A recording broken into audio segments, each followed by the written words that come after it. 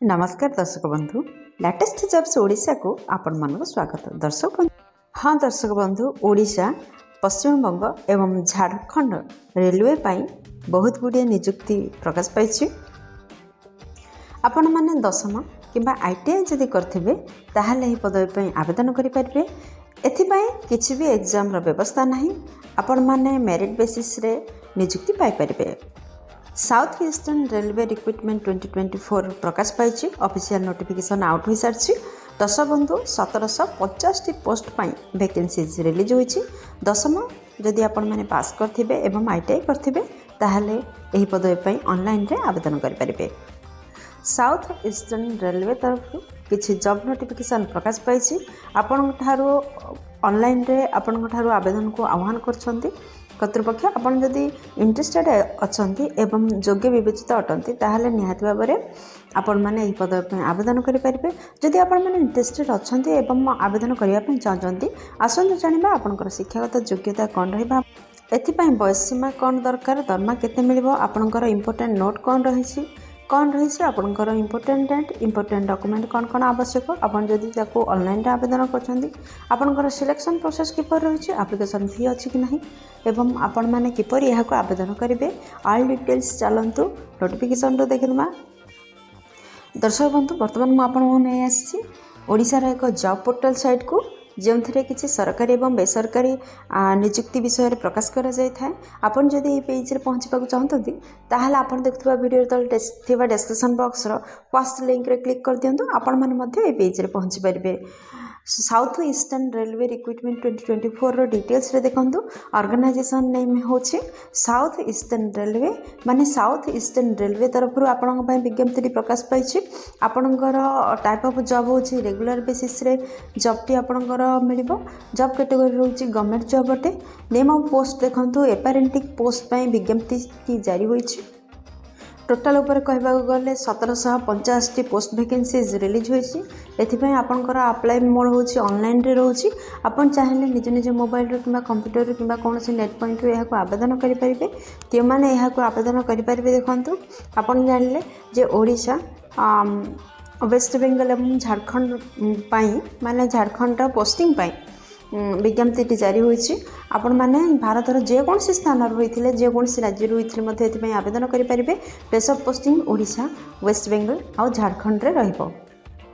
दर्शक बंधु आम जब लास्ट डेट विषय कहवाक जावा 27 डिसेम्बर 2024 होछि यार last date.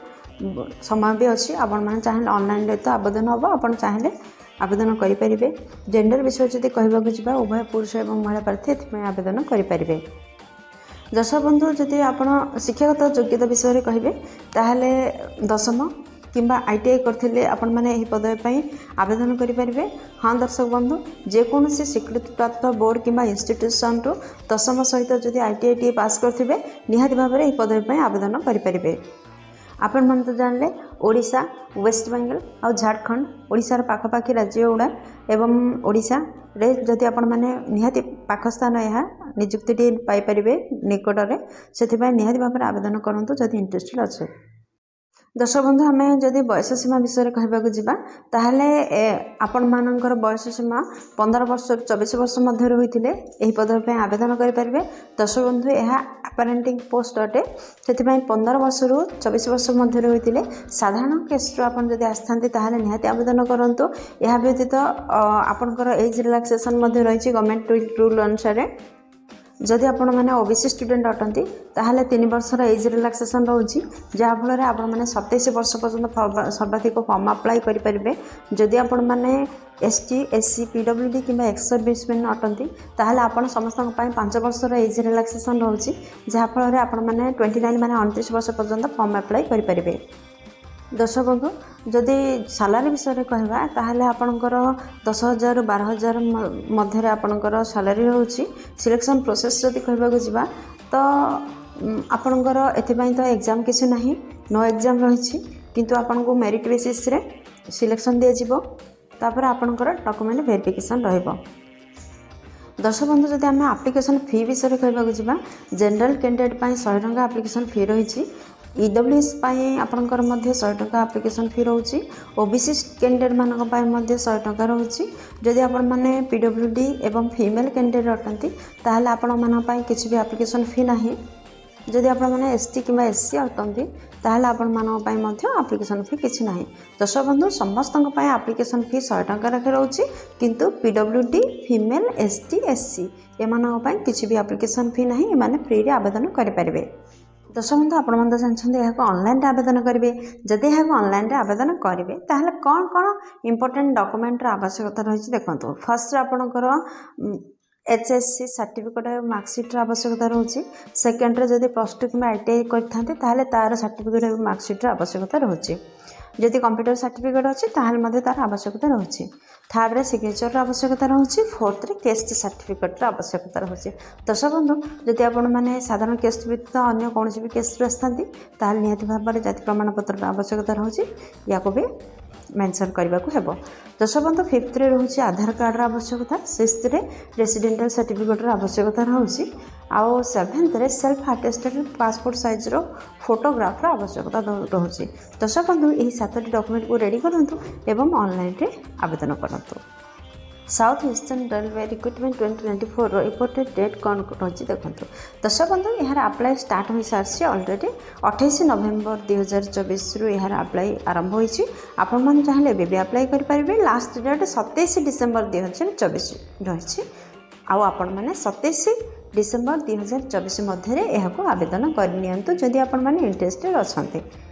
South eastern railway recruitment 2024 रो इम्पोर्टेंट नोट कौन रही देखो। दर्शक बंधु जदि आपण मैंने इंटरेस्टेड अच्छा ताहले निहाती भाव में आपण मैंने केयरफुली आपणकर एप्लिकेशन को फिलअप करंतु एवं आपको प्रॉपर्ली चेक करंतु सबमिट करिया पूर्व एवं लास्ट डेट पूर्व आपण मैंने अथॉरिटी पाखरे आपणकर दरखास्त जेपरि पहुँचो तार व्यवस्था करंतु। दर्शक बंधु देखो आपण मैंने किपर यह ऑनलाइन रे आवेदन करिए। फास्ट आपण मैंने जब इंटरेस्टेड अच्छा ताहले आपण मैंने गूगल को जातु एवं यार ऑफिशियल वेबसाइट रे क्लिक सर्च करंतु एवं लेटेस्ट जॉब नोटिफिकेशन रे पहुँचतु। दर्शक बंधु आपण मानक सुविधा पाई आपण देखुवा वीडियो दर्थिबा डिस्क्रिप्शन बॉक्स रे ए जॉब रिलेटेड समस्त लिंक वीडियो डिस्क्रिप्शन रे रही। आपण माने चाहिए सेठार मध्य PDF लिंक अप्लाई लिंक पाई परिबे।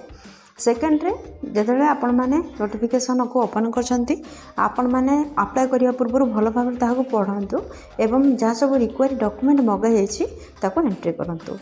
आपण माने ईमेल आईडी एवं मोबाइल नंबर दे रजिस्ट्रेशन करंतु एवं अपलोड करंतु आपनकर रिसेंट पासपोर्ट साइज रो फोटो एवं सिग्नेचर को एवं अथॉरिटी द्वारा जहाँ सब डिक्लेरेशन दि जाइछि ताको भल भाव पढ़ंतु एवं सेथिरे एग्री होंतु।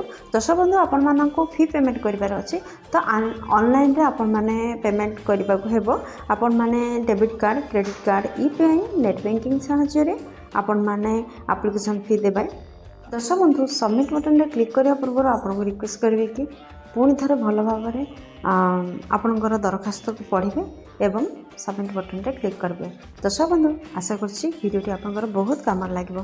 जदि किसी भी उपकार करें वीडियोटी गोटे लाइक कर दिंतु, सांग सहित जति एक्सपेरिमेंट शेयर करूँ। जदि चैनल नुआ अच्छा चैनल को सब्सक्राइब करूँ, बेल बटन प्रेस कर आल सेट करूँ। कहीं प्रतिदिन प्रकाश पाउथवा नुआ नुआ सरकारी नियुक्ति विषय में चैनल प्रसारण कर जहाँफल आपण मानक नुआ नुआ जॉब नोटिफिकेशन प्रथम मिल पार। दर्शक बंधु वीडियोटी को एपर्यंत देखते आपन को हृदय बहुत बहुत धन्यवाद। पुणी देखा लेटेस्ट जॉब्स ओडिशार नुआ एक फ्रेश अध्याय नुआ एक नियुक्ति सूचना सहित से पर्यंत जय जगन्नाथ।